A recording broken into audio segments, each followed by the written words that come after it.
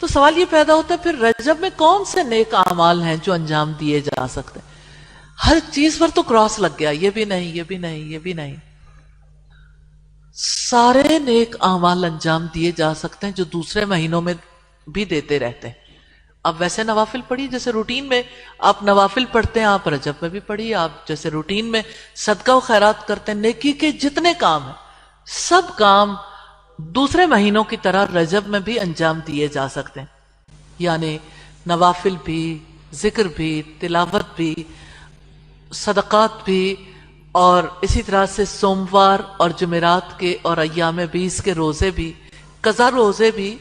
لیکن عبادت کے بارے میں یاد رکھیے گا، کوئی دن مقرر کرنا، وقت کا تعین کرنا، یہ کسی انسان کا حق نہیں ہے، کسی انسان کا۔